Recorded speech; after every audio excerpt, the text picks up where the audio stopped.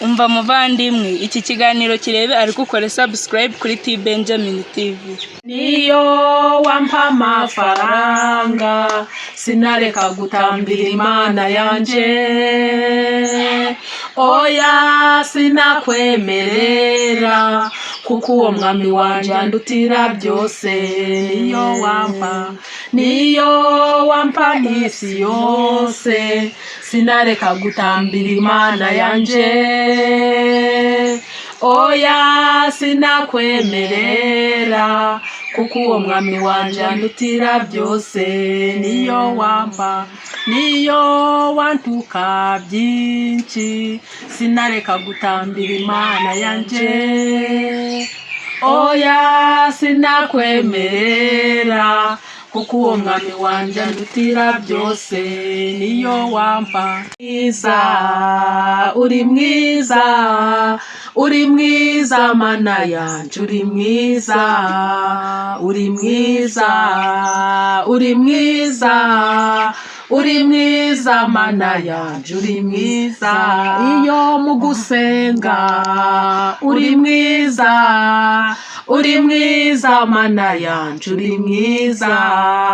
Warandinze ndi mutoya, uri mwiza Mana yanje, uri mwiza, uri mwiza, uri mwiza, uri mwiza Mana yanje, uri mwiza. Abadukurikiye live kuri T Benjamin TV, ngira ngo aba badamu mwababonye ni abakozi b'Imana, bakora umurimo mwiza cyane wo kwigisha abantu ijambo ry'Imana, ndetse kandi batanga ubuhamya bufasha benshi.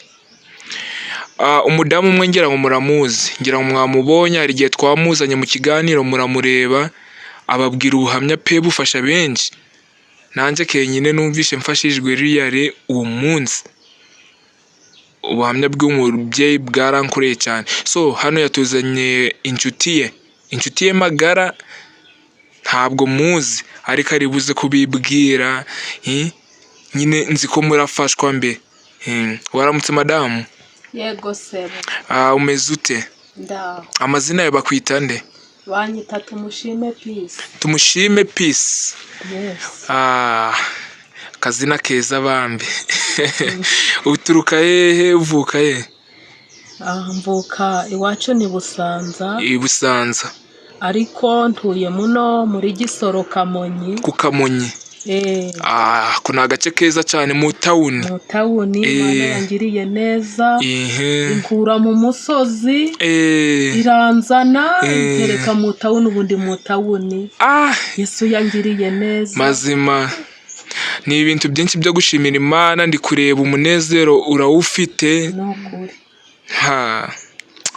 Yesu ashimwe. Amen. Herezo umudamu turebe nawe yakure ku bantu. Umeze ute? Ndaho sebo. Urakomeye? Yego. Witwa nde harya? Ongera ubabwira abantu baba batarakubonye. Aida Nkurunziza. Aida Nkurunziza. Ubuhamya watanze cya gihe bwafashije benshi, ni abantu benshi mbona bari kuvuga muri comments atura umudamu uzongera umugarure. So navuze nti ngomba kukwakura. So nawe unkoreye akantu keza kwakura inshuti yawe.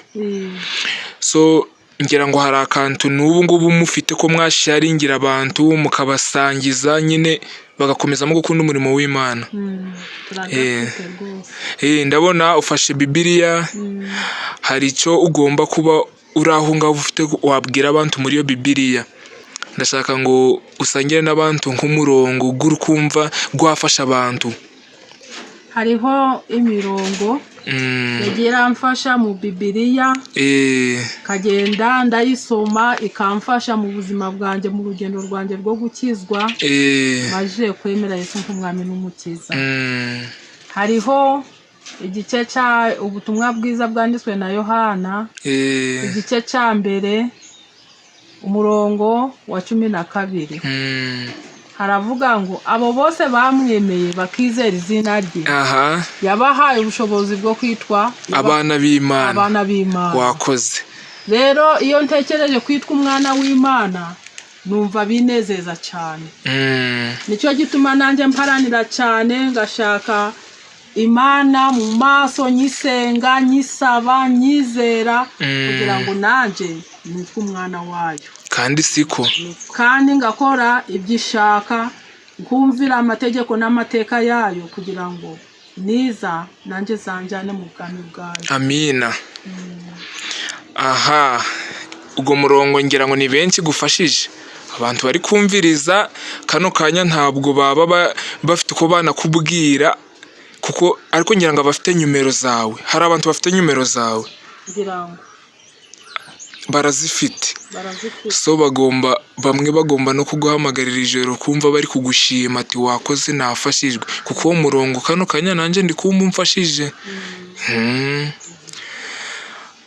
Umudamu yatubwiye ngo yitwa Peace,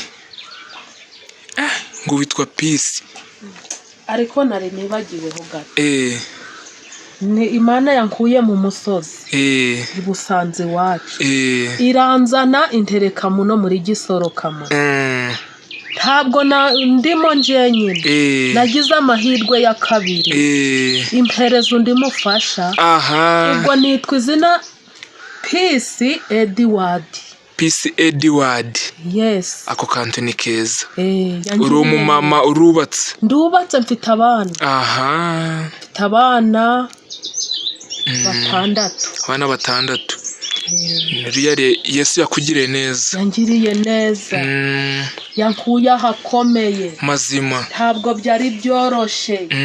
Irangiza iti mwana wanje, ati kuva unyizereye ukaba uri kunkorera, ati ngiye kukugirira neza. Mana yangiriye neza, nzana mu tawuni, impa amahirwe ya kabiri, impereza undi mufasha. Amina. Kuko aho nashakiye byaranze, byabaye bibi, ariko Imana irangije iravuga uti mwana wanje nuzakomerera mu nzira yanje, nzakuhereza undi mufasha ukukwiriye. Ntabwo Imana yakabyemeye, ariko Imana yararangije ingirira neza, inkura mu misozi, maze nzana mu tawuni. Ubu nanje ndi mu tawuni. Amina. Kwishima, ndi gushima Imana, nimwo nkorera umurimo w'Imana wo gusengera abarwayi. Harya reka nkubaze gatoya Madam Peace, usengera hehe? Bwira abantu umuntu aba yifuza ngo ubufasha bwe, kuko hari abantu benshi bari gufashwa hano, ariko araba yifuza ngo wenda kubone muganire neza ku byiri bye, umugira inama. Yakubona nka hehe? Yansanga hariya ku polisi, tufiteho ikanisa Kisoro United Pentecost kwa Pastor Eric. Pastor Eric Tumwizere.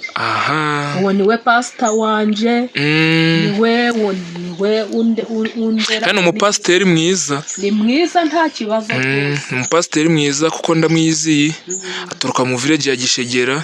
Ndamuzi cyane cyane, n'abana be twarasomanye. Hanyuma rero nashaka kugira ngo mbabaze ko twageze mu mwaka musha wa 2025, ni iki cyo wakwifuriza abantu nk'abakristo musengana hariya nyine nkawe Peace, abakristo musengana hariya ku United, wababwira iki kano kanya?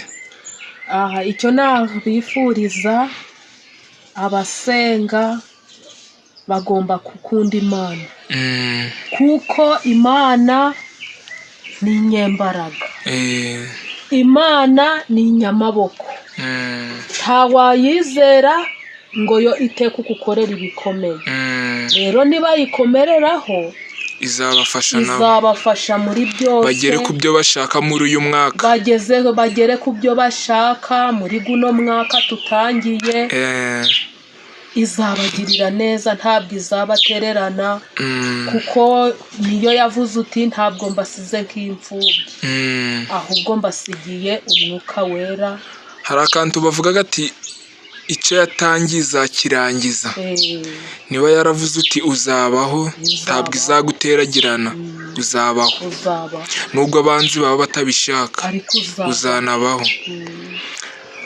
Uwo mudamu umuhereza akazindaro ka mikorofoni, wagafashe? Nagafashe. Isa shimwe. Ahimbazwe cyane. wakoze kuzana inshuti.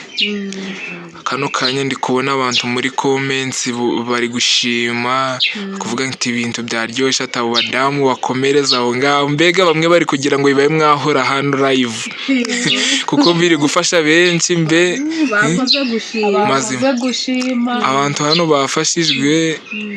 Tiwareba kuva cyagiye nakwakiye muri cya kiganiro twagiranye utanga ubuhamya, abantu bagumije kumbazaguza cyane, bamwe bambazaga n'inamba yawe, ariko nkavuga nti ntabwo ari ugupfa gutanga inamba y'umukozi w'Imana. Mfite kumanza nakubaza niba ari wowe ushaka kuyibaha ukayibaha, utayibahaye bayibaha. Okay, mwakoze cyane bambe, Uwiteka ubarinda ntagasinzire. Amina.